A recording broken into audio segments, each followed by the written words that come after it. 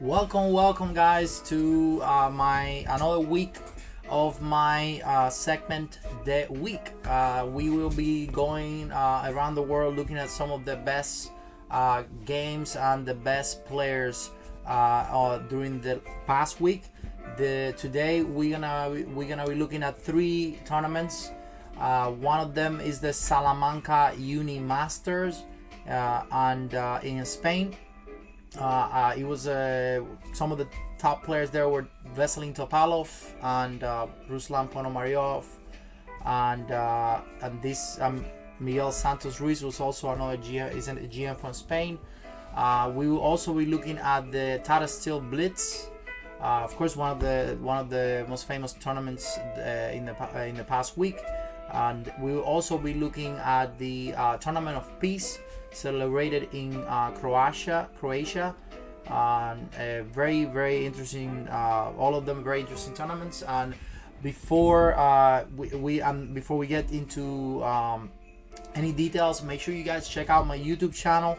That for those of you who aren't subscribers yet, and you can also follow my Twitch channel. Where I do live streamings almost on the daily basis.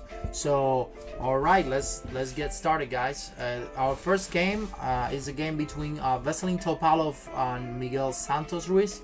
A very nice game played by Topalov on a position that is usually very boring, like the exchange variation. I myself play this position all the time on Blitz, almost on the daily basis, and I cannot really figure out how to get an advantage. So it is pretty impressive how Veselin figure out some awesome initiative and win this game fairly easy. So Bishop f4, knight c6, all of this is pretty typical. Now, first move that is surprising is the Bishop g4. I know it's theoretical. I usually go Bishop f5 here, but it's a little more passive, so I like the idea of Bishop d4 to force white to define the queen, the knight, or the pawn. So if you go f3, for example, I can probably go Bishop f5, and now I got rid of this knight f3 square, and I can also move the bishop back if I want to. The idea is to get rid of this knight.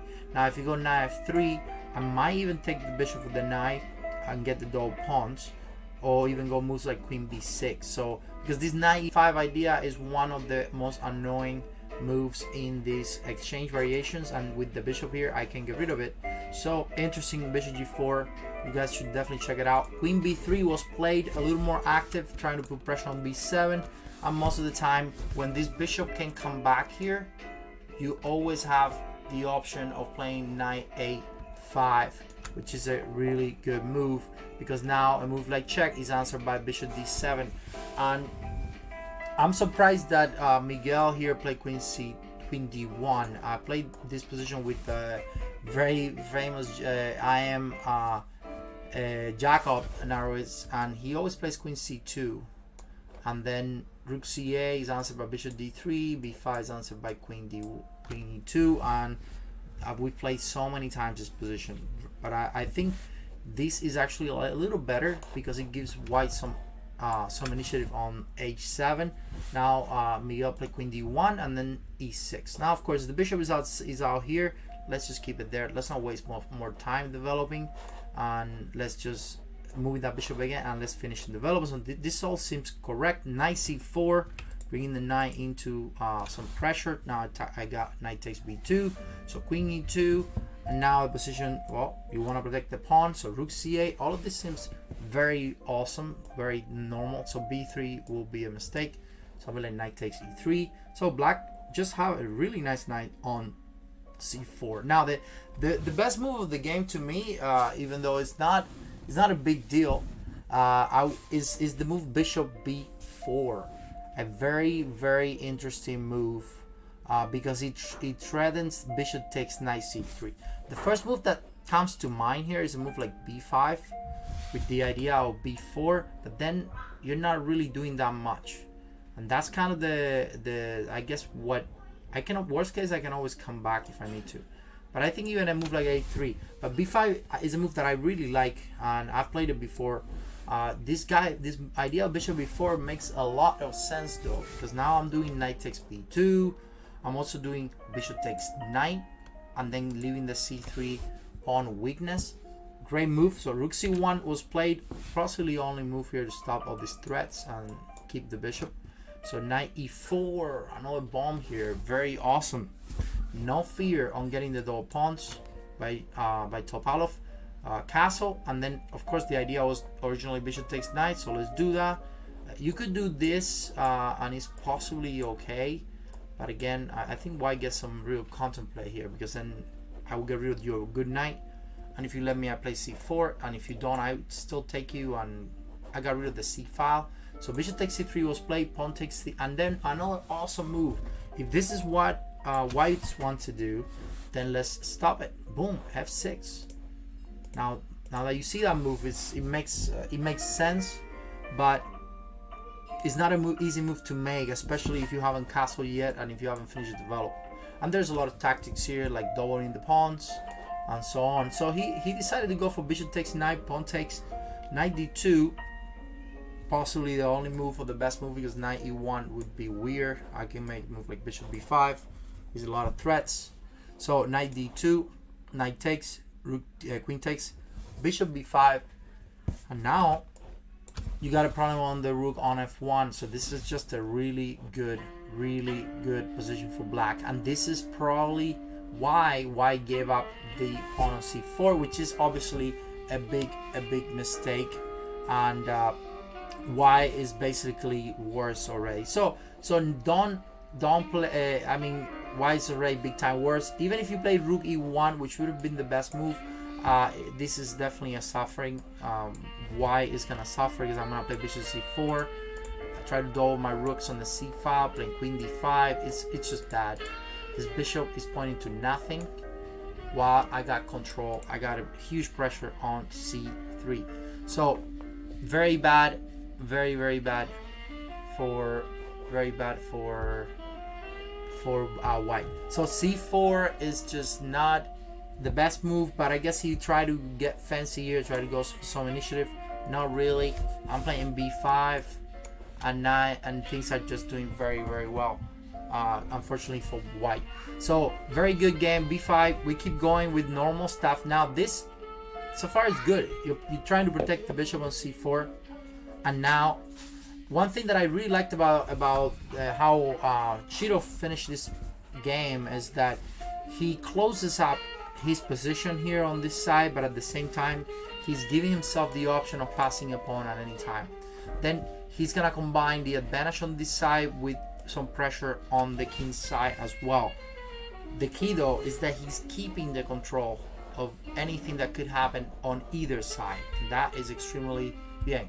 Everything is good, guys. Everything is good. Bruya, thank you. So queen b4, rook c6, and now a3, rook e8, not giving white even a chance. I'm just gonna go queen d5.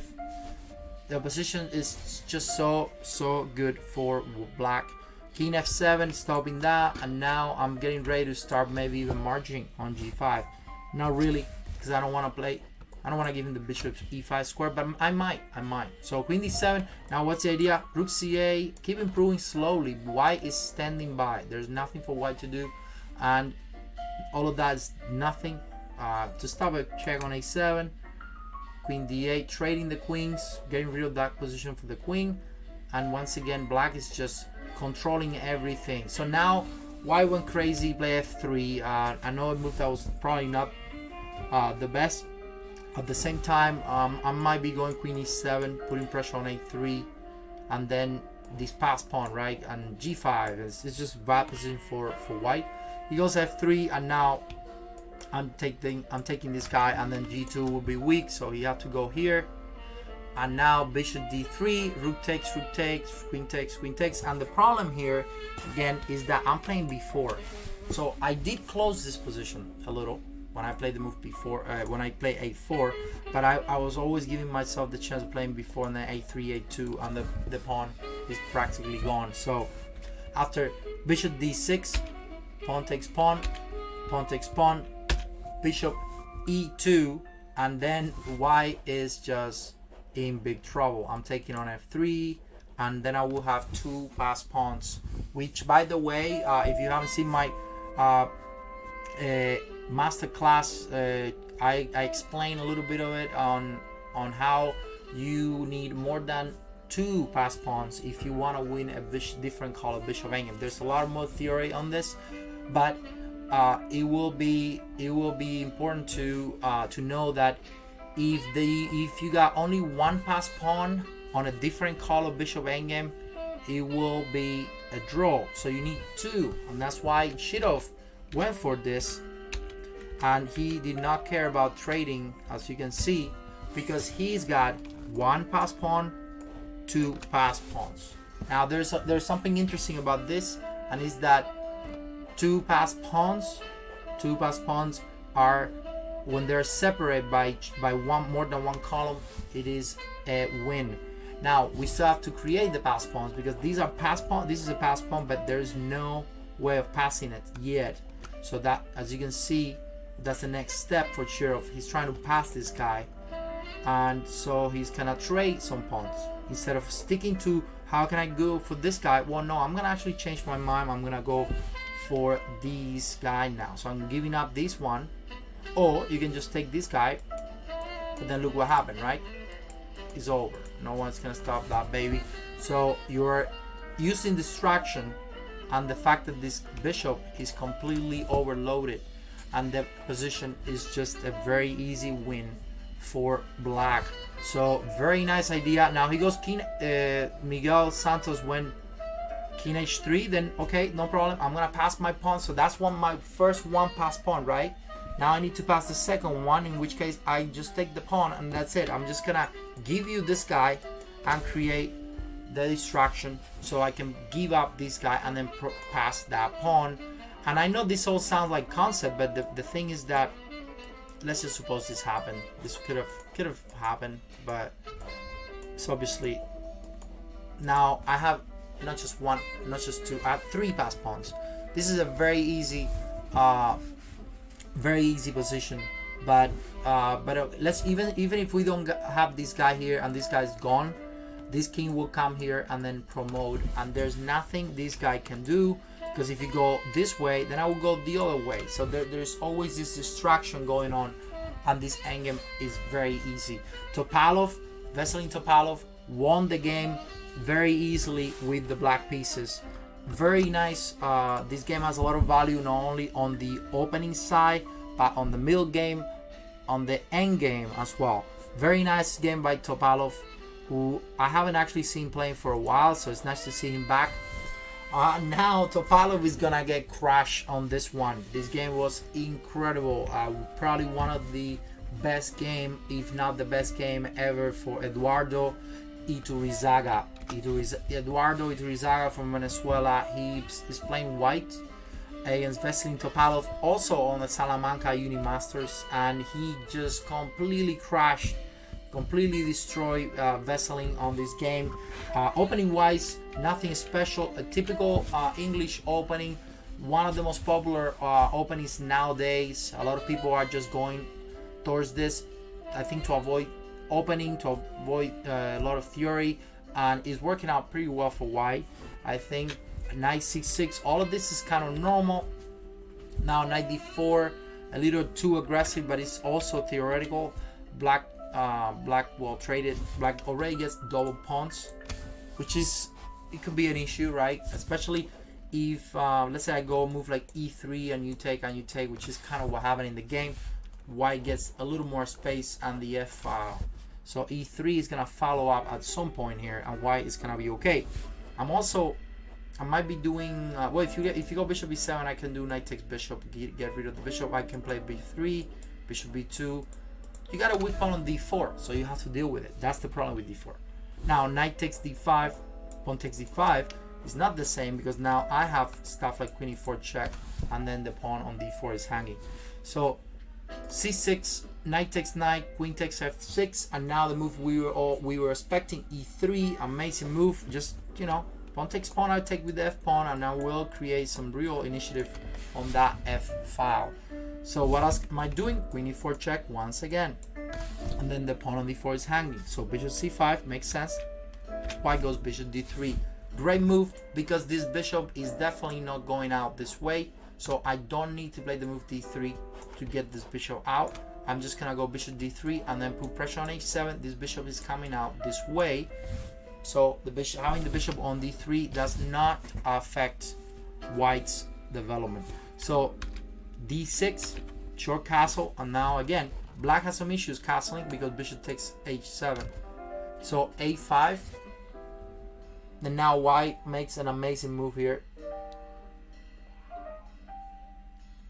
So let's just say that I played, I could play rook b1 to try to go b3 and bishop b2. That's what I have to do no matter what, right?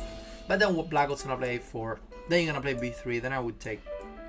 And okay, you're better. Yes, you're better. Maybe White's slightly better here.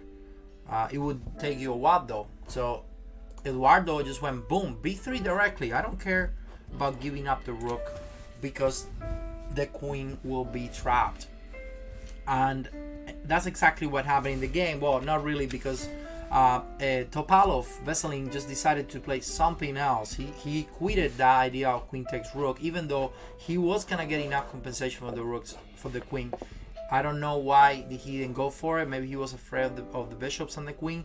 I think this was actually the first big mistake of the game. He played queen h6, pretty much giving up on the initiative on the game. After this move, White is obviously a lot better. I mean, look at these bishops. Look at these files. You cannot play it like that, right? This was almost an all or nothing position for him. It was either getting a worse position for a long time by playing the simple queen h6, or going for this rook, which would have been all very good because queen takes pawn, rook a1 is the only move, and now you got two rooks and a pawn for hi everyone. So hi Z Nation. So basically, and in this game you got two rooks for a pawn and a very playable position. Now this move looks weird, king f8. You have to play king f8. It's the only move, but it is still a pretty interesting position for Black. And I think in a practical game, if Black plays well, Black should be okay. The position is considered equal. But maybe Veselin got afraid of these, having the king in the middle, not coordinated rooks. Not an easy way to get out of here. Maybe, I'm not sure. But playing this queen h6 was definitely not a good choice, because after bishop b2, look at White. I mean, White has like 50 different errors, right? So now, boom, very easy stuff too. It's just like anyone can do this. Passing the rook on the third rank, putting my other rook on the f1. This looks a lot like a famous Lasker game where he sacks the two bishops on h7 and g7. It's just horrible, right? So rook f3, sorry, f6 blocking the one bishop. Pretty much all what I can do. I just go rook q, and I'm gonna play rook g3. And look at this. This guy is completely out of the game because these pawns, they do a great job on blocking the bishop. So there's not really much there. Then the other guy can come into the defense will be this guy, but you can never put it here, so you're gonna have to go somewhere like here, too slow. And even when you get there, I got moves like rook h3. I mean, this is it's really terrible. Plus I have rook g3. So he goes bishop e6, makes sense. Rook e8, all of that making sense, trying to bring the rooks to the defense. There's tactics like bishop takes f6 are pretty dangerous. Well, now that we're here, let's just go for the other rook. Now I'm playing rook h3. Bishop takes, rook takes, and you can pretty much resign after bishop takes h7. It's just a bad position, right?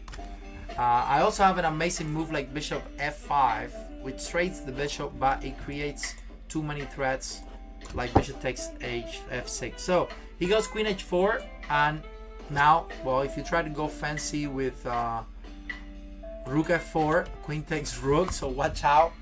Too many, don't make a gigantic blunder like this, of course. So the easiest move, not so easy, is king f1. Boom, king f1, because I want to free this rook too. I don't want to have to deal with maybe some mate threats here if I want to do something crazy. I want to make sure that also if you do this move, I can make a move like bishop, maybe bishop d7, and then if you do this, I still have the move queen takes rook. So it's still it's pretty a pretty interesting position. There's some tactics here you have to deal with. So he just went king f1. Amazing move. No fear. You cannot take this guy. That will be awful because I got rook h3 and your queen gets completely trapped. That is not a choice. Then black plays h6. I mean, there's just not much here. You gotta play rook h3. I'm playing rook f4. I don't know what you're gonna do. So he goes h6 and then bam, rook f4. Doing amazing again. You have to take the pawn on h2. Or it doesn't change anything anyway. And now the super attack is coming. Black has too many problems. So bam, bishop takes h7. The boom move here. Not yet. King h8. And now the double exclamation mark to end the game. Boom, rook takes g7. And this is just crashing, guys. Look at this. You have one check. I go king f2. And now what? You don't want to wait for me to take that guy or queen g6. You have to take the rook. It's not over yet. Queen g6. And now another bomb by Eduardo. Boom, bishop takes g8. Insane move. 2 consecutive insane. He had to calculate this. If you don't see bishop g8, there's no freaking way. This is incredible. I should though, Sination, I should say boom as well. So bishop g8, threatening the mate on h7 and threatening rook takes f6 and threatening bishop take. Too much going on here. So he goes rook e7 and now boom again. I do get up when I win a blitz game sometimes if it's exciting. Like yesterday when I play I think who I think is Caruana or Shankland, and I beat him a couple of times, 5 times. So that was pretty nice on a blitz match. So rook takes f7, f6, and look at this, guys. It's just almost over. There's nothing, too much. Look at the arrows. There's too many arrows coming on again. Too much stuff going on. Look at this king. It's just crashing. So he goes queen h4 check, and of course king g1. There's no queen e1 because the intermediate, not intermediate, but discover attack check, rook f1, and Veselin Topalov resign in only 26 moves. An amazing game. Definitely the immortal by Iturrizaga. Incredible game, and why won. Congratulations to Eduardo for such an amazing game. And we are jumping from the Salamanca Unimasters, which again is a very exciting tournament. You guys should check it out. I don't think they've played all the games yet, so I don't know who won the tournament. But an amazing game by Eduardo, amazing game by Veselin. Very exciting tournament. You guys should check it out. We are gonna also jump from there to India, and with the Tata Steel. Everyone, of course, has probably seen some of these games, and if you haven't seen it, you at least heard about the Tata Steel, very famous tournament, and that it's been well, it just finished in India. And these games are from last week, so we're gonna start with this game by Magnus, which started also as, of course, another English opening. Magnus versus Aronian. Aronian had a very rough tournament. I don't know. Thanks for the follow, MSU. I don't know what was happening to Aronian, but I don't think he had a lot of fun in this tournament. He lost tons of games.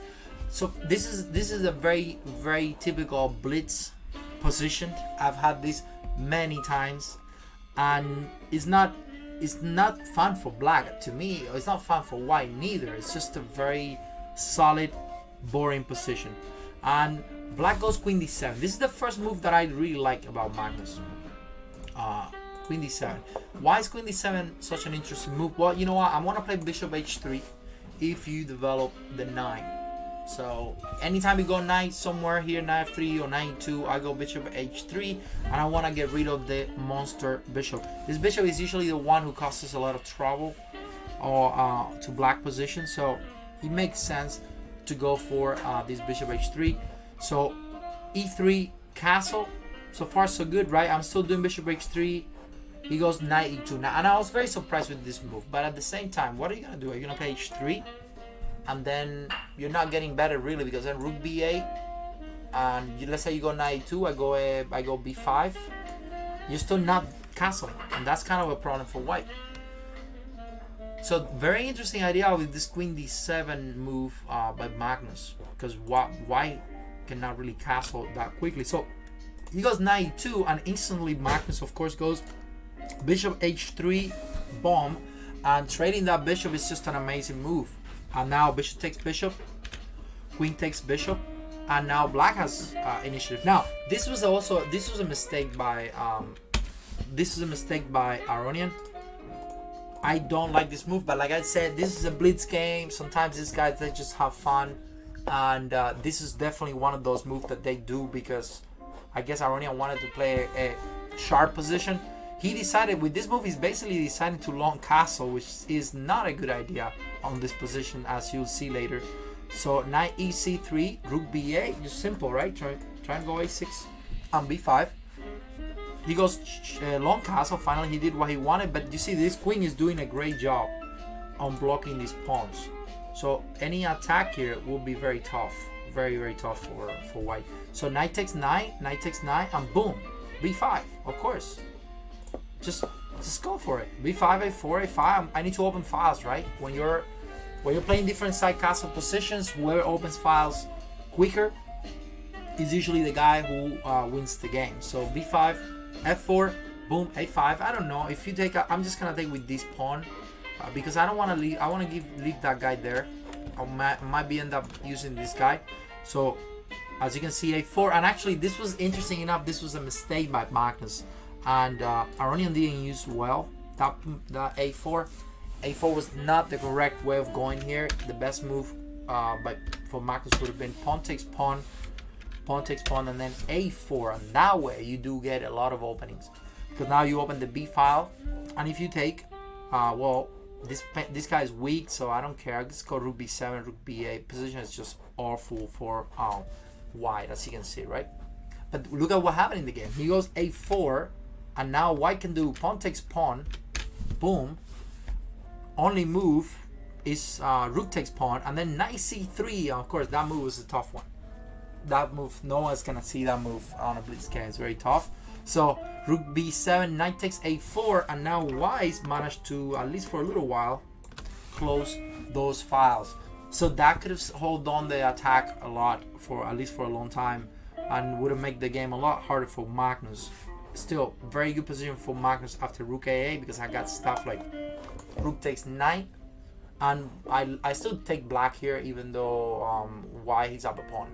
But he didn't do that, which pretty much make the position already kind of over after f5, question mark, pawn takes pawn, pawn takes pawn, pawn takes pawn, and as you can see, black not only got one file, black got two files, which makes everything very bad. Thanks for the following. Until now, rook b3 is just incredible, right? Now I'm just simple, just very simple stuff. I'm just going for that bishop and possible mates, and now you're gonna see something that is very good. So bishop h6, it makes sense. I don't want to close out my bishop. That would be insane. Why not just get that bishop to an active place? Now king here, and now I want you to look at this next move, guys, because sometimes, especially at the amateur level, you guys tend to concentrate on one area, and you just get stuck, and then you're thinking, and you're not making any sense, and you forget that, you know, the chess game is about using all of your pieces. So everything is connected, and every piece that you have on the board, every piece that your opponent has on the board is connected. So you have to consider all of them. So right now you got two rooks, you got a bishop that is active, you got the knight that is active, but you're forgetting about the most important piece in the game, the queen on h3. You cannot just leave that queen there and expect to have an attack. That would be crazy.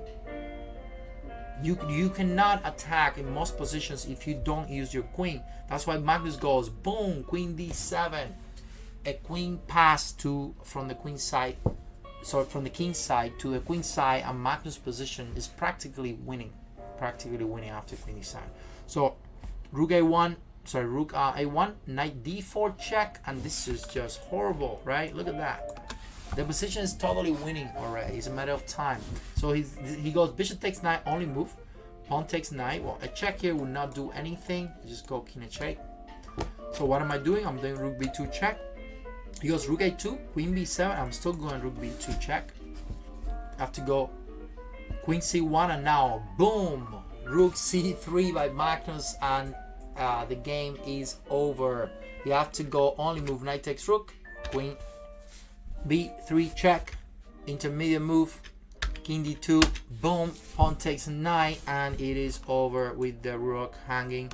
Oh, I can also just take the, if I want, I can just take the queen as well. So awesome game by Magnus, very instructive with this idea of bishop h3 trading that.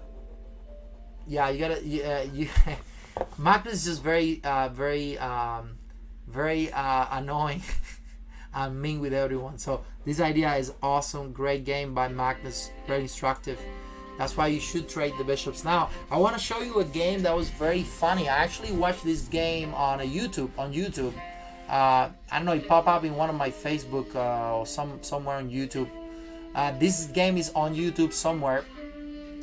You can check it out. It's very cool because you cannot believe that this guy lost at this level, lost this game. But of course, it's a blitz game, and Hikaru won very nicely. I think Bedic even makes Bedic on this game makes a illegal move, and that's why the game popped up over everything, because it was an illegal move made by Bedic, and then they give Hikaru 1 more minute on the clock, which was pretty impressive. It was like a 10 second each game, and suddenly it became a 1 minute 10 for Hikaru, with 10 seconds for Bedic. But still, this position, if you look at it, is pretty droish, very droish position. You wouldn't think Hikaru can win this. Well, he could have won this many times. So let's just go into the game. So king e7. This guy goes bishop c4, which makes sense. Hikaru was trying to get active, and if you go check, I would move my bishop back. So I'm not gonna trade the rooks. Trading the rooks here will make this endgame done pretty much. There's no way you can win this when you have too many white pawns and you got a white bishop. So that's not good. So I'm sure Hikaru was going to go bishop e6 and try to go for this endgame.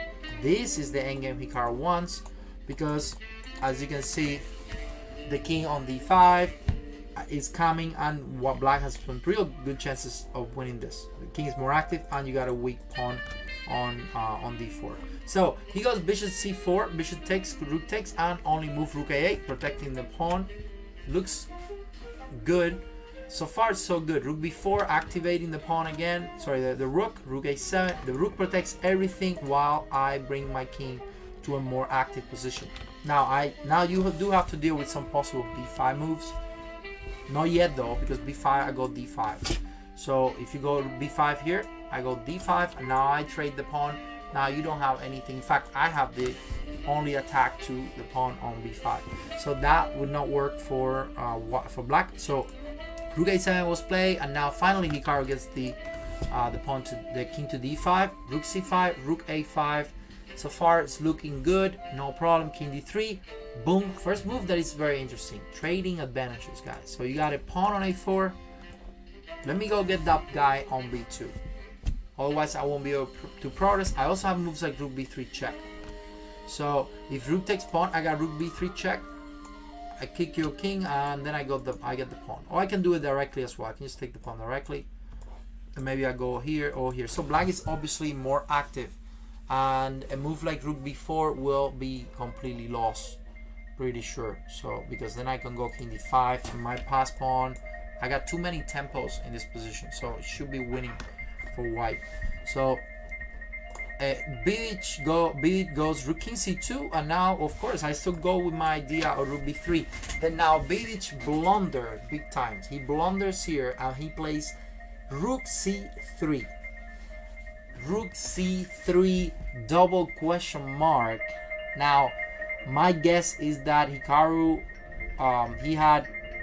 I think he had like maybe 20 seconds left at this point, and he did not think that rook takes rook was enough to win. He probably didn't calculate the whole thing. Of course, it's a blitz game, but rook takes rook supposedly wins the game very easily. And one interesting thing about this game is that after you do when you have rook endgames, you always have to consider these changes on the type of endgame.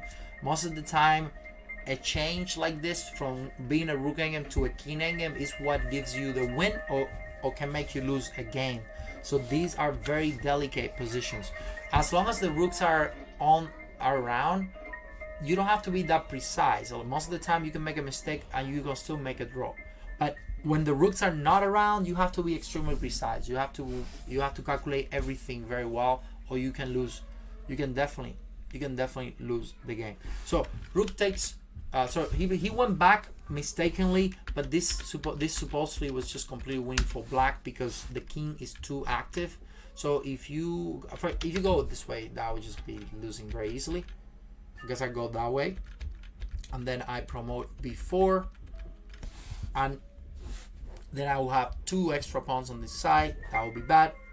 If you go king d3, the problem is that black also start getting a bunch of tempos. So g4, for example, let's say I go g5. Actually, no, I go g6 first, and then now you go king d3. And then I can go f6. I'm just gonna get as many tempos as I need, and then once you're done, I will go f5, let's say, and then take, and then you notice how now I just got a way to get in on this side. So you will run out of tempos because I have too many tempos. And then that's how you lose the game. I go king c4. If you go king c3, I go here. So I go one way or the other because my king is more active and because I have a way to get in. So that game could have been winning for Hikaru. Instead, he went backwards, and now he could have gone back again and played that end game. But you see, even at that level, it's crazy how they make mistakes too. So he plays g5. Pawn takes. Of course, it's a blitz game. I'm sure in a real game he could have won easily. So now again, why has some compensation here, right? Why is doing pretty well? I mean, from this moment, you think this is totally equality. All Hikaru has is the pass pawn here, but this should be a fairly easy draw, and he lost that game. Billy lost this game. So first kind of mistake that was not the best move is rook b4. Not putting the rook very active. Much better could have been rook a7, trying to bring that king passive back to the, and then go up with the king. Then later you bring your rook from behind. That would have been a lot better. Instead, he went back to b4, which Hikaru goes king c7, and now push.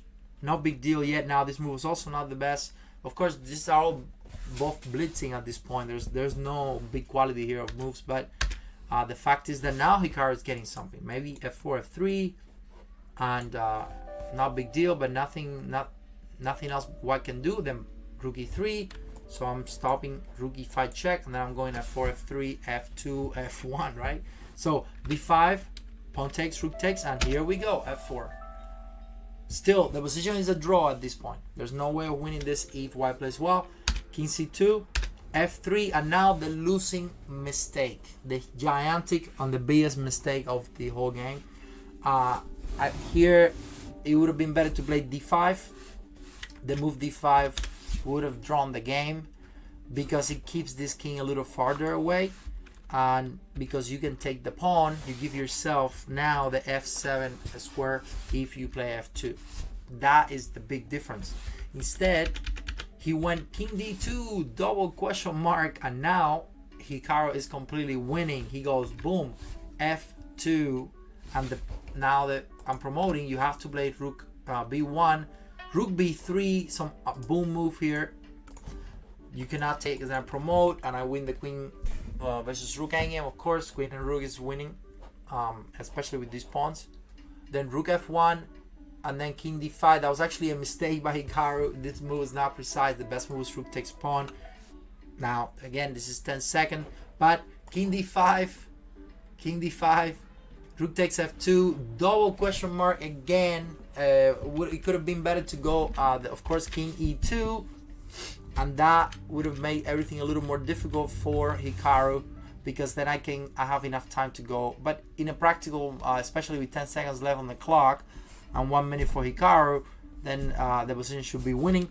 But instead, he went rook takes f2, and now boom, rook b2. And I guess he didn't calculate very well, but this is a completely losing endgame because my king, and again, you guys should check out my masterclass. I will be uploading it to YouTube in the next couple of days. So make sure you subscribe for my YouTube channel.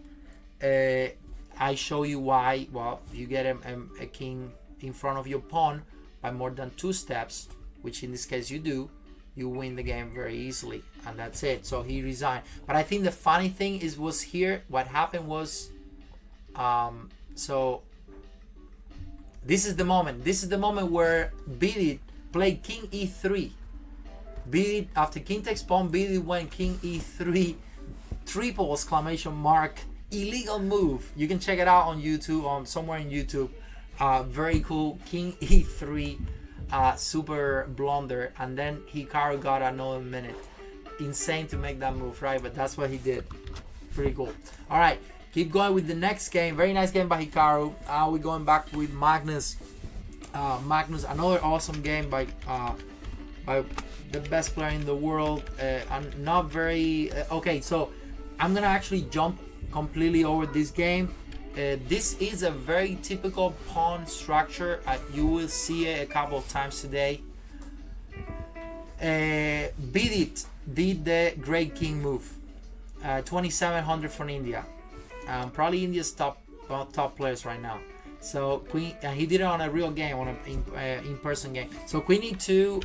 This pawn structure here is being played a lot lately. The idea is to make sure that this bishop doesn't go anywhere, and you're gonna see it in a couple more games on today's today's segment. So c takes, pawn takes, knight f6, rook d1, and now, well, the idea is to simply not allow black to take the pawn. That's it. Now what's the next idea? I'm gonna get my bishop out. I'm gonna play a3, b4. This is an isolated pawn position, and these type of positions are very good for white on initiative. But if you trade too many pieces, then you can be worse. Any piece trades that it doesn't create any issues for black is good for black, because trading when you don't have initiative, when you're defending, is not the best thing in the world, right? So b6, a3. Bishop g5, all of this is normal. Now I really like this idea of Magnus h4. Never seen it, but it makes a lot of sense because a lot of the time there are tactics with related to this bishop hanging there. The other thing is that h6 is a bad move because then I go back to whatever. It doesn't matter where I go. But the thing is that now when I do, I think I can go bishop e3 actually better. And the thing is that now when I go, you cannot play g6 if I have at any point a threat on h7. So the best way of defending this position is to play the move g6, but now I got the move h5, and more important, I'm protecting my bishop on g5. So very interesting move by Magnus. He goes rook c1, rook c8. All of this is very typical. You're gonna see many similar games like this. Now, the only thing I don't like about this is this move. I think this move is a little too early, maybe. There's a knight takes d4 possibility that maybe Magnus is stopping. If you play b4, I don't know if this works. This could be a little tricky, but it might be possible. Or queen c4. So it is possible that black trades too many pieces. So that is probably not the best thing here. But b4, but he goes bishop b1, and the reason why I don't like this move, maybe not that much, is because I don't like the idea of giving up the knight a5, knight b3 idea. You could play b4 and completely stop me from it, so I'm not sure. Actually, I'm thinking knight takes d4 is just a blunder. I think I can just go bishop b5. Yeah, what am I thinking here? I'm just winning here. So I don't know. This is probably not the best for black. So this before would have been a little more annoying. Now Magnus goes bishop b1, and it's not the first time I've seen him doing stuff like that, and it's not the first time I've seen this idea. The idea is to go bishop a2 on d5, and also have some some discordant possible attack onto f7. Very nice idea, not typical. So knight a5, and now knight b3 would have been something that you should worry about, but no, he just got knight e5, knight d7, and this was the losing mistake. Or actually not the losing mistake, this was just a mistake. This is a pretty big mistake. So I guess the move that equalized, but it's not the best.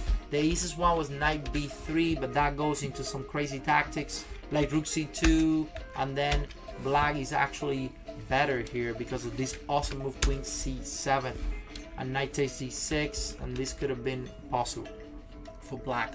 It looks scary though. It looks something that I would not do. Put myself on this pin. I would not do that on a blitz game, but okay. Knight d7 was played. b4, bishop takes e5, pawn takes e5. This is pretty much forced. And now knight b3, only move rook c2 to stick to the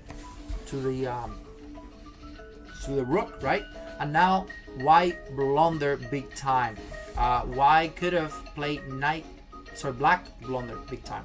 Black made this knight a1 double question mark, and now black is completely lost. And you're gonna see why. It would have been better to go knight takes knight, pawn takes knight, queen takes knight is the only move, and knight a1, rook c3, and the game could have been a draw. There's not really much white can do, as you can see, because this knight amazingly does the great job on not letting the rook get out. So I just do this, and I draw. Maybe Magnus, there's nothing you can do really, because otherwise I take the knight or I take the rook, and there's not enough attack, because you know this one thing, the knight e4 dangerous move doesn't work because I got bishop takes knight. Maybe this could have been possible, but not really. I think I got rook takes rook, and if you do this, I might just sack my queen, and I'm definitely winning here. So not a good chance for white. So, but here's the difference. So he goes knight a1, and the problem is that now I do knight takes knight, queen takes knight, and now boom, knight for intermediate move. So I'm not moving my rook yet. I'm gonna go knight e4, threatening knight f6 check. You have to take the knight. And now what this guy missed is that this guy just got trapped, completely trapped. So you have to go knight b3, and then queen e3, and this knight is gone. Only move rook queen a4, rook b1, and again there's no way to go for the knight. So Magnus got a piece, and then later he ended up winning the game. So a very nice game. I think opening wise was also important, was also good. He has some really good value, but of course there was just this big blunder that is not that big. It's just a very nice tactic by Magnus with this knight e4, and he should have done knight takes knight, queen takes, and now knight a1, and the game would have been a draw. So you got to be a little lucky too, even at the highest level. Now continue with this Ding Liren. He had an amazing week. I think he won the London Chess Classic. So we are definitely gonna be featuring him a lot on next week. Next week's the week, because he just did a great job in the previous week. So we will be again, you guys should check it out. And by the way, there won't be I won't be doing the week next weekend, because I'm gonna be commenting on a live tournament on the nationals under 20 or under 18 years old for the US Chess Federation. So I won't be available that weekend, but I will be doing it in 2 weeks. So it will be it will be a nice. I will be live commentary. I think on Twitch. So I'm not sure, but you can follow. You can probably check out my channel or the US Chess channel. I'll be joining the commentary with Jennifer Ju. I think she's the current US women chess champion. So that'll be a fun commentary of a bunch of kids. So that'll be nice commenting on those games. And so yeah, this is great. And we continue with the Tata Steel again. Great job by Ding Liren winning the last tournament, and he just gonna crash Magnus on this one. A very nice game and a very good game to learn how to play against the Dutch. So the Dutch is one of those lines that a lot of people don't pay attention to because strategy-wise it looks weird. It's not a good strategical move right away. And yes, I think I'll be on Twitch, but I'm not sure. I'm not 100% sure. So I'll be thinking. I'll be seeing. I don't know how they do it. It will be my first time. So, but I will let you guys know in the next days. So F5 G3. This is definitely the best way of getting out of this line. Now, one thing about the Dutch is that if you're playing white, you want to trade these bishops. This right there is one of the biggest strategies for white in the Dutch. If you get to trade those bishops, then you keep the best bishop, because you see your pawn structure is pretty much all black, especially the center, and black is gonna play d5. So the pawn structure for black is gonna be white, which means this is your bad bishop.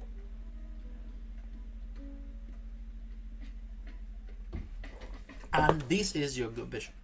So that's kind of what happened in this game, but it happens in a lot of games. I've seen there are other ideas like knight h3 with the idea of bishop f4, if bishop d6, another way of playing. But knight f3 was played here, bishop d6, and now, interesting enough, bishop f4. Another way of trading the bishop could be b3 with the idea of bishop a3, and if you play c6, watch out, don't blunder, don't blunder that guy. I go queen e7, then I go a4, and then again, the idea is to trade the bishop. This is just another way you can trade the bishop, because it's something that you really need. But Ding just went bishop f4 direct. He does not care. He just goes for it. Bishop f4, bishop takes pawn, pawn takes pawn. Now you get double pawns, but you do get a huge square on e5, and this is one of the reasons I personally don't like the Dutch. I think it's just weird, because now I got the e5 square, but wait, you don't, because I have f3 whenever I can do it. So he goes castle, knight c3, c6, e3, and then now I'm still doing knight e5, b6, knight e5, and now again I'm just blocking you. I'm just not letting you go knight e4. Whenever you do, I would kick you. So that's annoying of course for black. So bishop b7, rook c1. Notice one thing: white hasn't decided yet if he's gonna castle shore, and that was actually one of the biggest things in this game. White stay in the center and created attack on the king side and on the queen side, and because the center is so close, the king stayed okay there. So knight b d7, queen a4, knight takes knight, pawn takes e4, knight e4, and now the most important, well, pawn takes pawn is first. It did not really matter. Well, if you do knight takes knight, I would take, and I obviously have more space. That's why I did this whole thing. But then now white has to make a decision here. What are you gonna do? You can castle. You can do knight takes knight. You can do bishop takes knight. You could play f3. Well, f3 would be bad now. Of course, queen h4 check. But the thing is that you gotta make a decision regarding your pawn structure. Are you gonna take this guy, then play f takes, and then black gets the f file? Probably not a good idea. Or are you gonna take with the bishop and open the f file anyway? Probably not a good idea. Or you can castle. Then I would probably go knight takes knight, rook takes, and then f4. Right? Something like this could be interesting for black. Try to get some initiative as again to open the f file. So it's all about getting your pieces activated. That looks a little interesting for black, or at least dangerous. So what did white do? None of those. I'm not gonna trade that knight. I'm actually gonna leave that knight there, because you know what? This knight is only temporary. I'm just gonna play f3, and I'm gonna move your knight away, and then I'm gonna go move my knight, and then you're gonna have a huge issue on this e6 pawn. On top of that, you have no good place to go with this knight. So that is a problem for black. Knight e2, possibly the best move of the game. So knight e2, Rook ca, well, great. Rook takes rook, rook takes rook. I want to get, once again, I'm not defining the position of my king. I'm gonna stay here or here. I don't need to castle. Remember, as we approach the end game, you want to be closer to the center with your king, because your king is gonna have to go to the center anyway. So why not just have it there? Also, the king, as you will see later, the king is gonna help this rook to go to c1 without having to having to have the queen to protect the rook. So knight d2, rook c1, rook ca, and the king is doing an amazing job in the center. Knight f4, and the knight got to it where it was supposed to be. Now, how about this knight? How about this knight? Not good. You have to go to f7. It's the only way you get the knight somewhere. And now white has the same thing that we've been talking about in today's class. This you have to use all of your pieces. I will be posting the master class in the next days when I have time to cut the video and put it on YouTube, so you guys can see the master class as many times as you want. So make sure you guys subscribe to my channel. I will be also uploading this today, and every time I do a video like this, so anyone can watch it. Now, remember, anything that you do, anything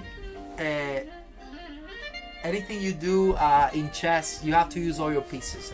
Most of the time, your opponent's gonna have a bunch of pieces defending, or all of the pieces defending a certain position. So you need to make sure that you use all of your pieces as well. So right now, if you look at this position, what do you think white's worst piece is?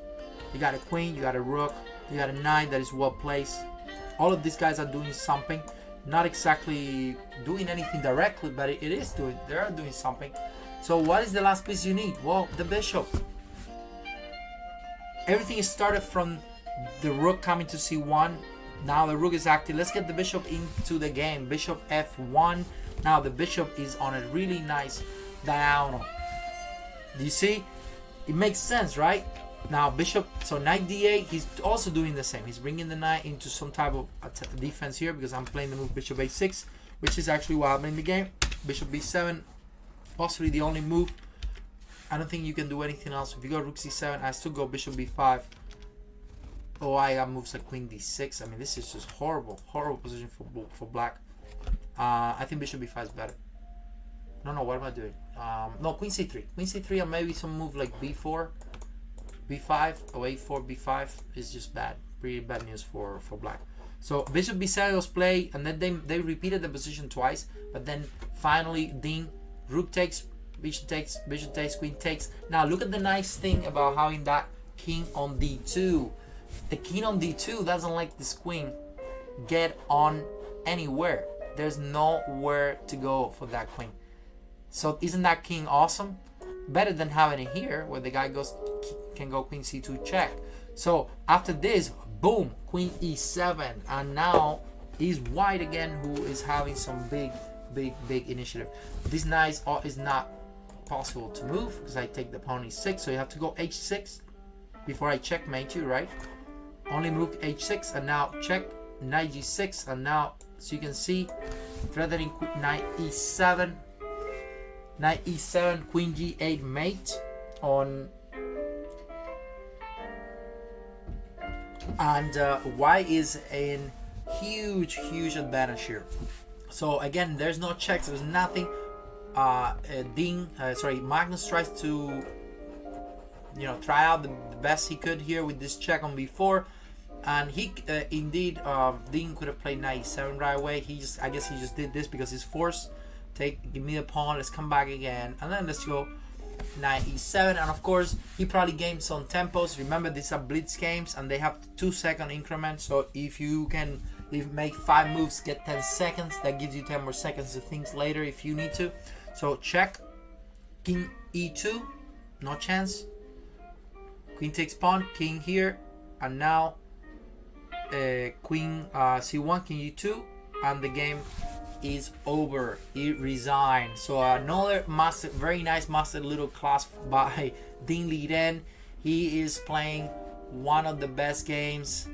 He's playing one of the best chess you can find today. He just crashed the league in the London Classic this week, and so it was a really nice game, and yeah, we are doing the week, guys. We're doing the week for those of you who just got here. We're doing the week where we are analyzing the best games of the previous week. Is a segment I created every week from 6 to 8 every Sunday. So yeah, so we're gonna continue with this awesome game by Hikaru. Hikaru is, well, he's showing that he's an amazing blitz player. He beat on that cool game that we just recently saw, and then now we're looking at Hikaru, how he completely crashed Aronian. Again, Aronian is not having the best time of his life, either on regular chess, blitz chess, rapid chess. He's not doing that well lately, unfortunately. One of my favorite players. So he goes with the Queen C2 line. Opening wise, I think this has some really good value.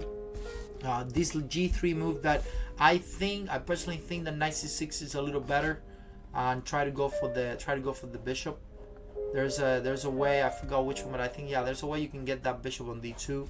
Knight C6 is better, and then but he goes with the Knight 6, bishop G2, and all of this is kind of normal. Knight takes, pawn takes, and here we go with E4. First move that I really liked, very awesome. Just playing E5 and simply getting space.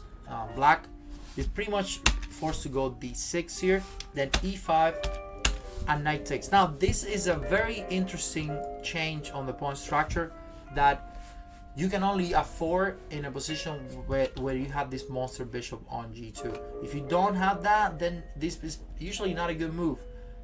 Pawn takes, Knight takes, but you're giving up the diagonal for that bishop, and obviously Black has some huge problems on development. So you can go Queen C7. Okay, I go Rook E1. I'm just not gonna let you get that bishop out. It's not gonna be that easy. And Bishop D6, Queen E2. Now I don't want to play Bishop F4. Watch out! Don't make a big blunder. You might actually lose the game. Oh, I can go Knight 5. I think. Maybe go Knight 5. Try to get rid of the bishops. That would be helpful. Any trades here would be good for Black. Sorry. So Queen E2, and then they end up trading all this stuff. But you're gonna see what happened at the end. So the most important piece, the one that I don't want to trade, still there. The bishop on C8. Thanks for the follow. So that bishop on C8, right, is in big trouble. I'm playing Rook C5, Rook C7. I'm going. If I get my rook here, I mean, this is just horrible. I'm playing Rook B1. Lots of stuff. Lots of stuff's happening to Black, of course. And now this bishop on pointing to B7. So Rook B8 was played, makes sense. Trying to get the bishop out without losing the pawn. Rook A5, an awesome move. Because if you go A6, now Rook B1 has a lot more power. Because I got the move Rook B6. And what are you gonna do? I mean, I'm just playing C. I could play C5, C6. Oh, I can also play. Actually, I think I can play C5 directly. And then again, Rook B1. Hey, thanks, Grandmaster Guri. Thank you, man. So I play C6. Thank you so much. So thanks for the cheer. So Rook B1, Rook B6. Obviously, Black position is very, very bad. So Black goes Bishop D7, and then now, okay, thank you for the pawn. I'll just take it, and now I'm taking another pawn. So Rook Bishop C6. Okay, no problem. Bishop takes pawn, and now Hikaru. One of the best things about this game is that Hikaru shows some really nice endgame technique, even on a blitz game. Very, very easy, but not easy for a lot of people. So he takes a second pawn, but of course he's got double pawns. These guys are gonna be lost. One of these guys, the rooks are gonna get very active. Aronian tries out the best he could. I'm going a little fast here, but he actually tries out to play very active. So now this rook is passive, protecting this pawn. This rook is passive, protecting this pawn, and this rook is active. So what does Hikaru do? Well, you know what? I'm gonna actually give up the pawn, and now I'm gonna give up the pawn, but I'm gonna create the pass pawn that really matters. This one. the ones that will make one of these rooks passive, and it will make this guy active. So I don't care about that one either. I'm just gonna push, and now this is just the worst possible position ever. You got two passive rooks that you can basically not move, and now how are you gonna defend the pawn on f7? It's a total torture, totally torture. So now he goes rook f8 only move, and Hikaru just goes h4. And now what can I do here? Well, I can make any choices I want, but this looks pretty fantastic to me. Maybe get the king all the way to a6 and then go rook d6, rook b6, rook b8. That sounds pretty good to me. So I think this is just pretty much over, right? So he goes king f6. He tried to go fancy with the pawns. This is the beginning of the end. Now Hikaru, I think Hikaru just makes some moves to try to gain some time, because again this is a 3+2. And now, okay, come back, no problem. What are you gonna do? Are you gonna go back? I don't care. Now here we go again with this idea. And change of plans. I'm actually gonna attack this guy now. And I'm also doing rook e6. So it's basically one of the things that I mentioned a lot on the master class is that you gotta change, you gotta trade your advantages. Sometimes you don't wanna just win with this. It's a lot easier to simply go for the other pawn. So trading this one pawn for 3 pawns would be nice, right? So trading advantages is an important part of technique in chess. And after rook e6 check, Aronian just resigned. I mean, again, we only seen losses by Aronian, and it's actually pretty much all he happened. He didn't do a good job in this tournament. Now, I wanted to show you this game of Hari Krishna Pentala, where he beat Ding Liren on this tournament. And it was, the interesting thing is not that he beat him, it's that he beat him on a worse position, but not any position. We started here, and Ding played the move d5, which is, it seems crashing. It seems completely crashing. But pawn takes pawn, knight takes, pawn takes, rook takes, and now you would think, okay, you know, I will go back, I'll try to play solid there, and maybe lose 1 or 2 pawns, and I have compensation. No, it's very bad for black, very bad. But what's probably worse is what he did. He actually gave up the queen for the bishop.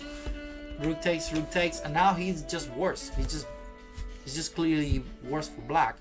But he won this position, which makes it even makes it more interesting. He ends up winning this game, and you can see what happens. So he goes bishop f4, rook d3. All of this is okay.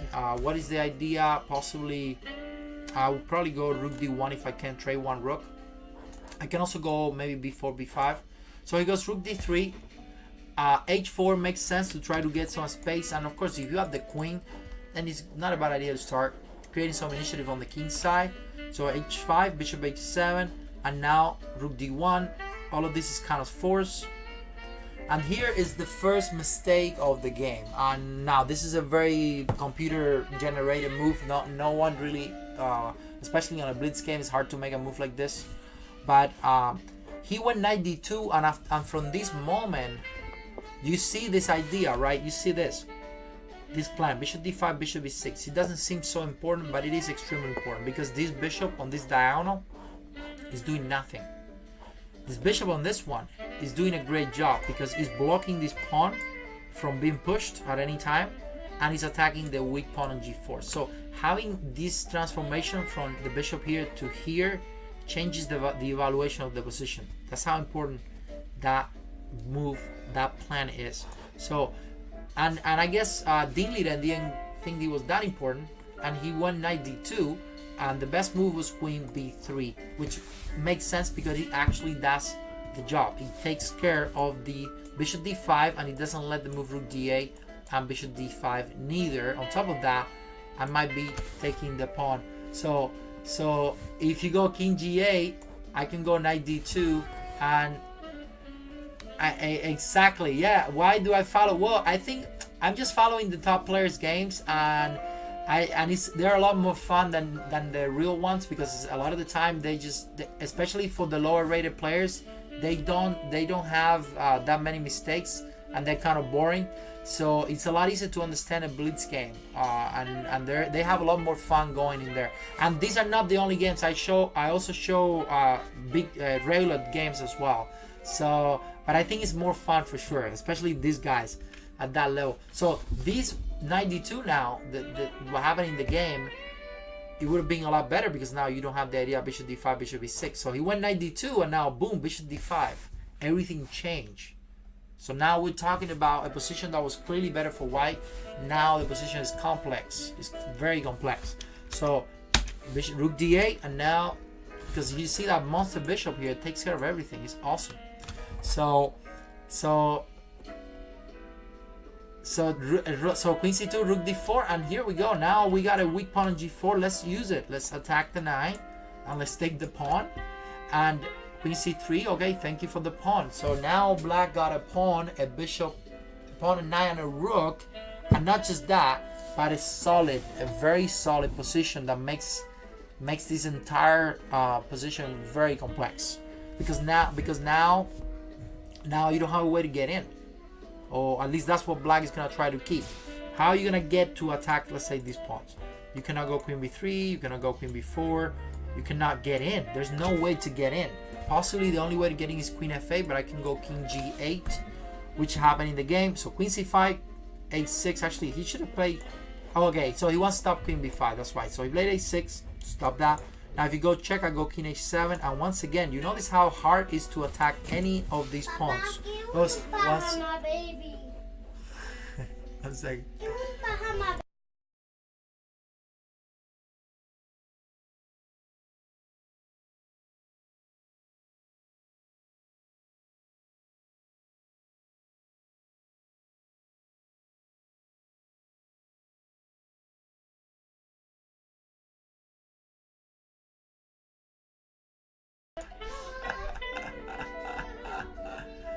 Alright guys, we got a small interaction there.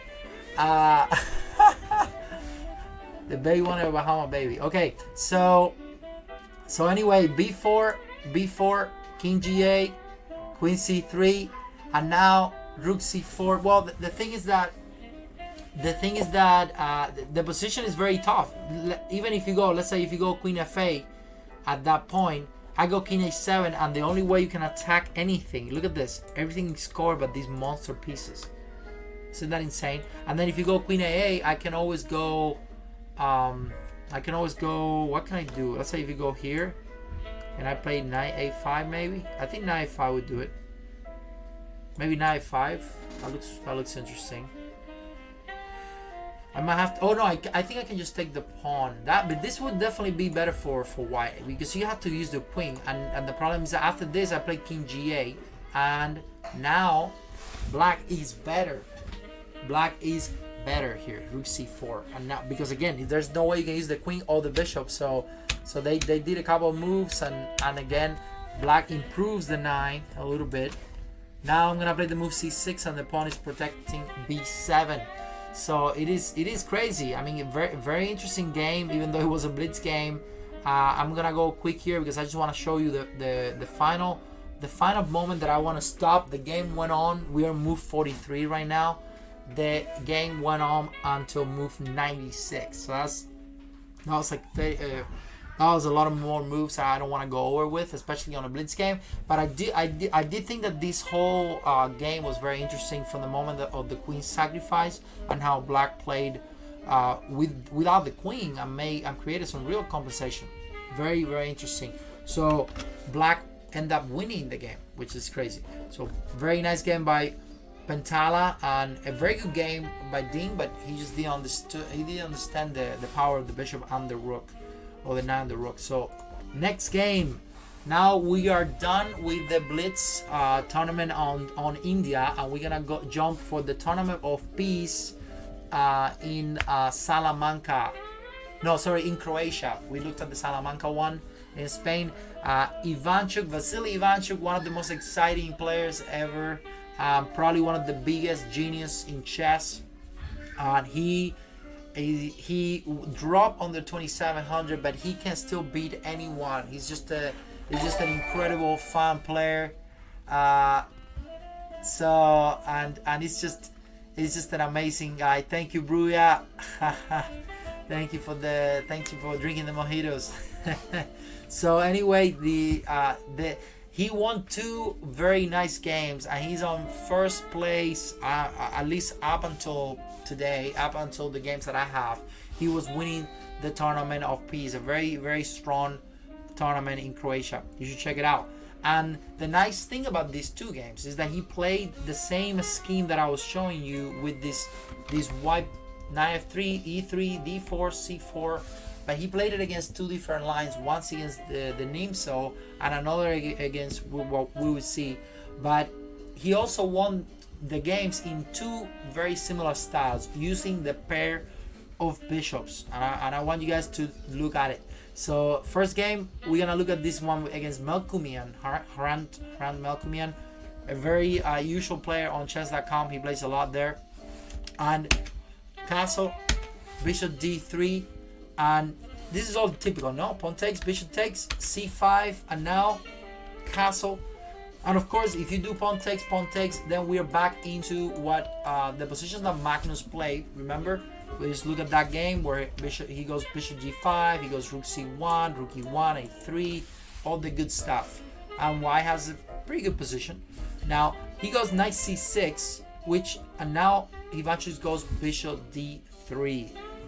Nothing big about this, but I think White is trying to keep the queens on the board for now, because well, this is just slightly better for White, but not that much. So he goes bishop d3 first, h6 was played, then pawn takes pawn now. So once again, anytime the bishop takes on c5, I'm going a3 with some ideas like b4, bishop b2, and I have a very good position because I'm developing quicker than you do.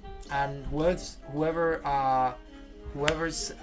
gets the b4, bishop b2, get the bishop out first is the one who is better in the position. So he goes bishop takes c3, b takes c3, e5, and of course now we're looking into a different into a double pawn position, right? But we are looking at the pair of bishop position. So Black's compensation is based on this double pawn. White's advantage is based on the extra pawn, but also on the bishops. But you have to play very well. Now he went boom, bishop b5. First move that is awesome, because now I want to simply take the knight and take a second pawn. Then you're definitely out of compensation because I'm just simply up 2 pawns. Okay, so queen takes, rook e8 protects the pawn, and of course this was just an idea to force the to get rid of the option of forking. Of course, Black was trying to fork the bishop there on the knight. So bishop b5, queen takes, rook e8, and now bishop a3, and this is when you start seeing Ivanchuk's advantage. The rook is coming to c1 to protect his pawn if knight e4, and White is just better. I mean, White has a pair of bishops, have a pawn, rook coming into d6 at some point, and you're gonna see it. Bishop f5, rook c1, knight e4, so h3 first, and then knight d2 is coming now. Of course, I want to play rook d6, but I'm gonna get rid of that knight that is annoying me and stopping me from going knight d2. So why not? Knight takes, rook takes, and now I have this bomb move, rook d6, and of course White is way better here, but you still have to do a lot of work. It was not an easy game. So he goes rook e7, f3. Now you do have an advantage on this side, right? We have an advantage on this side, but there's no easy way to make progress. What that usually means is that you're gonna have to create some other type of advantage on the other side, and that's kind of what that is exactly what Ivanchuk did. He created an advantage by playing g4, king f2, and an expansion on this side. 2 weaknesses, guys, is a very typical strategy concept in chess. So sometimes you cannot just concentrate on one side and expect that everything will just be fine on that side. No, sometimes you have to change, and that creates a distraction, and that's what happened in this game. Bishop e6, king f2, g4, first move to get an advantage here. h5, king g3, pawn takes, I take back of course with the h pawn. What's my next move here? I should play f4. He went rook d6 first, but it doesn't change much. rook c7, and now Ivanchuk makes a mistake. He should have played f4 right away, and that position is just better for white, because then now maybe I will start bringing my bishops back into the game, and I'm playing moves like f5. So the other thing is that if I go well, the problem with the move is that he plays f4. He should have played f4, but he played rook c d1, and now black should have played the move g5, which was very hard though. I will not be playing blitz on this one, but I will be playing for sure later tonight. You can count on it. So if you guys want to watch me play blitz, I will be playing later tonight, probably after 10 p.m. Not probably, but for sure after 10 p.m. After 10 p.m. Eastern time. Make sure you follow me on Twitch so you get the notification. I will be playing blitz tonight, and I really want to play. I just haven't had time, but I will be playing tonight after 10. Hopefully get to 2900. I had a very good match yesterday with what looks like to be Caruana or Shankland, and it ended I beat him like 5 times, so it was pretty cool, and a very good game. So you should keep an eye, because we might have the same match today as well. So g5, anyway, g5 was a great move that could have made the position a lot more difficult, because the problem is that f4 now doesn't do much. In fact, it creates a weak pawn on g4. So this could have been a lot more difficult for black, for white. But instead he played rook e8, and now of course once again f4 would have been amazing. He played rook d5. Once again f4 is also a good move, but he didn't. Now this move is awesome, and look at that, the position of the rook for a second. Ivanchuk is one of the most genius players I've ever met, and he's just incredible. I mean, he used to go to play the Capablanca Memorial almost every year when I used to live in Cuba, and he would just crash everyone every time he went there. It was pretty impressive. This move is amazing, no? Because bishop takes rook, he creates 2 passed pawns, and of course the rook is hanging. But even if the rook wasn't there, the fact that you got d6, d7, and the bishop is coming, everything is coming at black here. So rook 8, ec8, and still he just keeps going like nothing is happening. Like this rook is not hanging really, and the pawn takes. Of course, bishop takes, pawn takes. This one is pretty easy as well. The rook is trapped. So a6, move my bishop, simple. Bishop takes, pawn takes, no problem. Now the bishop is coming, and this is where you can see the weakness, the concept of two weakness. You're putting pressure on this area, but you're also putting pressure on this area. When you have more space, it's very hard for your opponent to pass pieces from one side to the other side, and that's why you create the 2 weaknesses. And that's why in this game now Ivanchuk just improved the bishop big time, from being here doing nothing yet. Now I'm here on this side where I'm creating some pressure on both sides with the bishop, and here we go, no, and now here we go again. So now I'm getting you on the other side, but at the same time I'm leaving the pressure on this side. If you do bishop takes rook, again I just take the bishop. You're gonna have to go somewhere in there, and then I will go, I think I win already with check, and then the rook. So it's pretty nice game. King g7 only move, and then rook b1. Here we go again. I'm just gonna keep putting pressure on that one. You do this, I go here. You notice how it's all tactics, right? But it is tactics based on ideas as well. So here I think I got what can I do here to win? I think this, and maybe no. I think bishop d4 is a lot easier here. I don't even need to do that. I think I can go g5, d6 rook here. I think I can go g5. This is probably gonna be easier. I'll try to go bishop d4 check, push that pawn. This is bad. So knight a5, and then rook d6, and now bishop d4. So now the problem is the d6. So here we go. We traded advantage once again.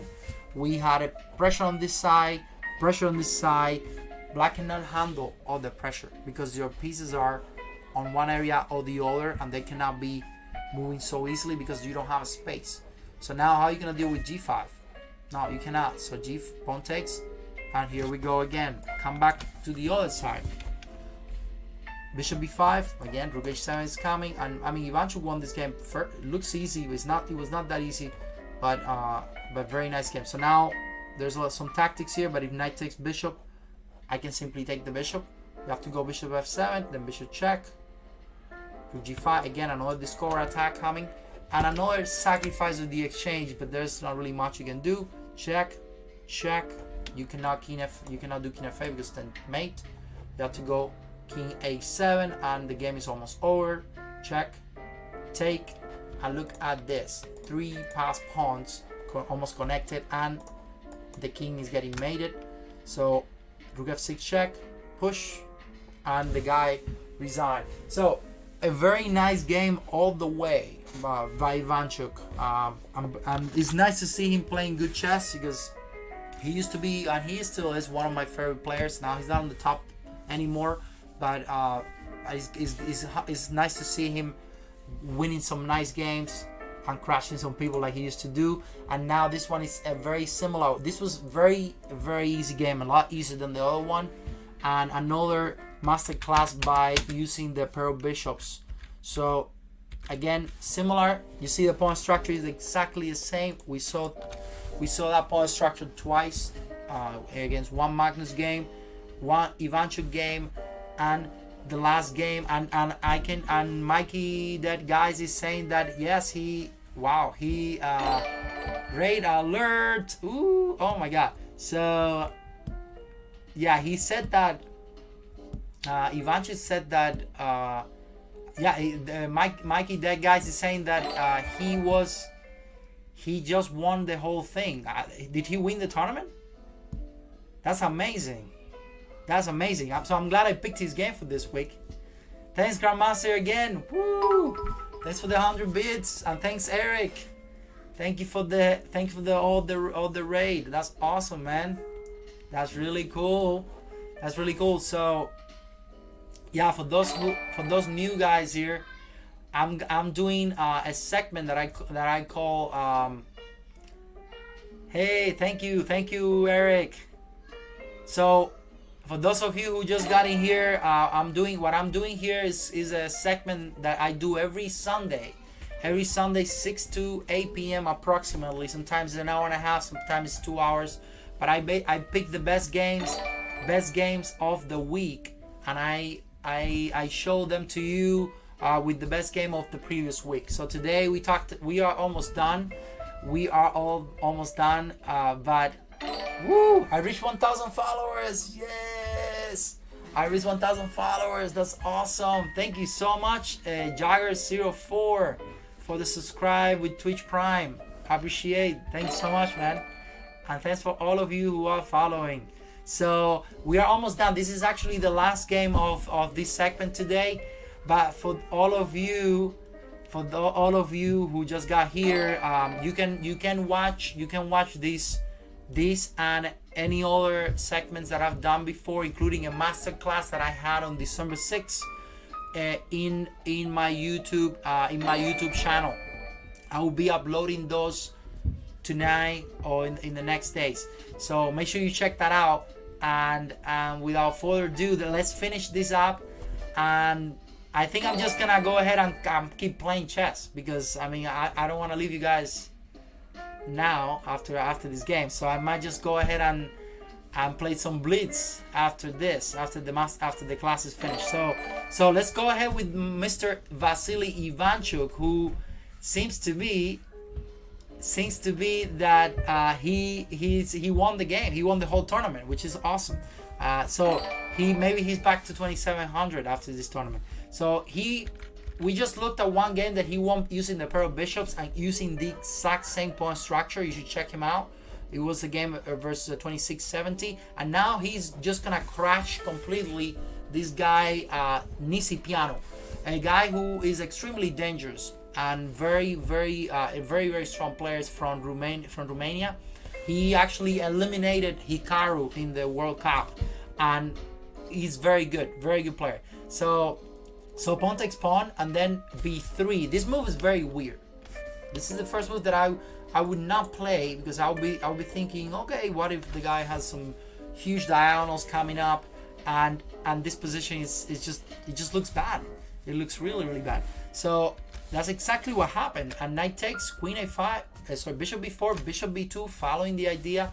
Knight e4 seems dangerous, but queen c2, queen a5.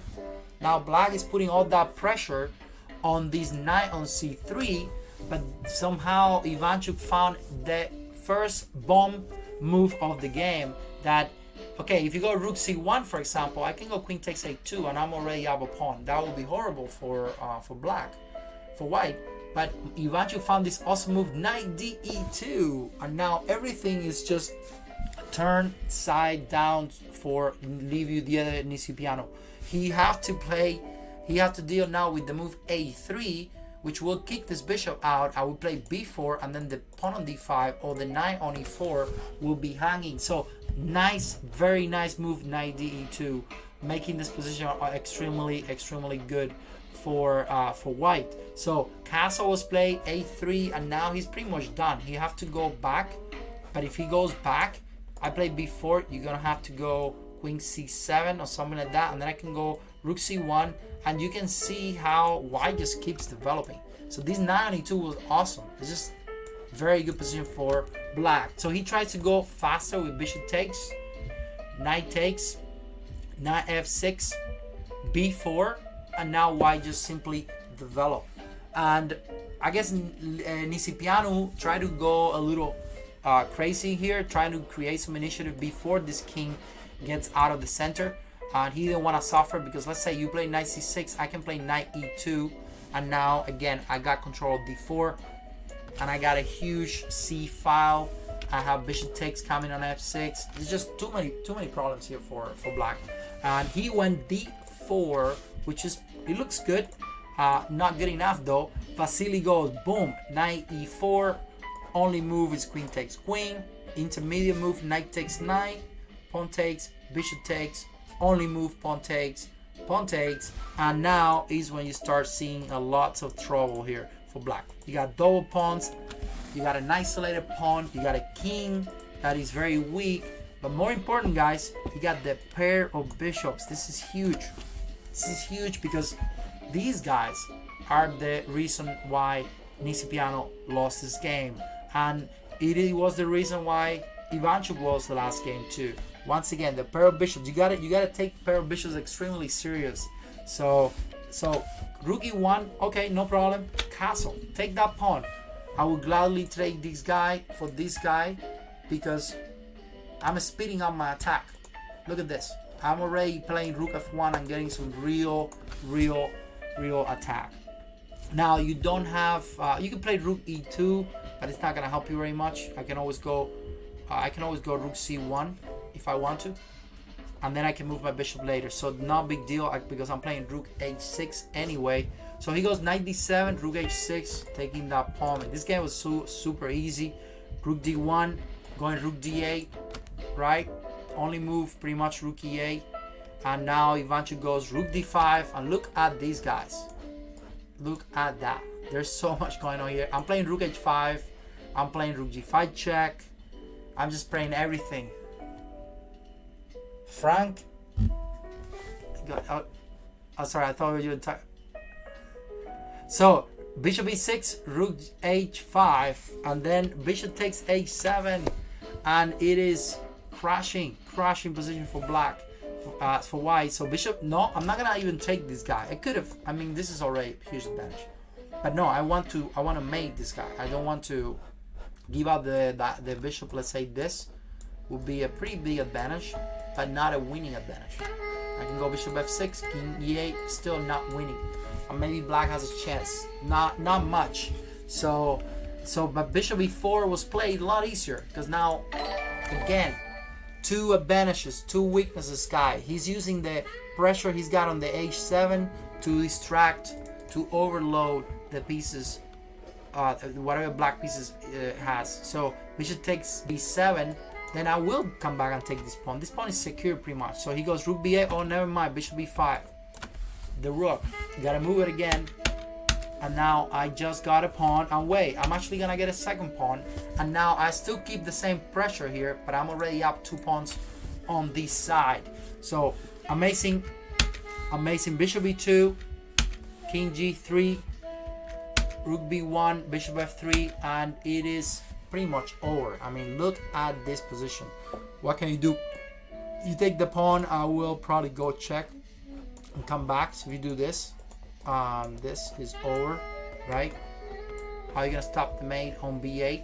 You cannot go rook a8. And if you go knight f8, I can go rook h5, and I will get you on both ways. This is just two winning for white. And then knight d7, bishop e7, try to go rook g5 check, and mate check, and then just take the pawn, rook h8, rook a7, and now the ace is won. Now I'm taking the bishop, I'm doing rook g5 check, and white won the game. So a very nice masterclass, little masterclass on pair of bishops, and also opening repertoire. Very nice way of Ivanchuk playing those weird, not really easy to understand pawn structure, Queen's Gambit with the bishop inside. So you should definitely check out this tournament. Vasily Ivanchuk obviously played a great chess and a very nice game. I'm gonna continue, guys, but this is the end of my masterclass. So if you hope you guys enjoyed this, I will put this on YouTube, so you guys should check my YouTube channel. I will be doing this every Sunday from 6 to 8 p.m.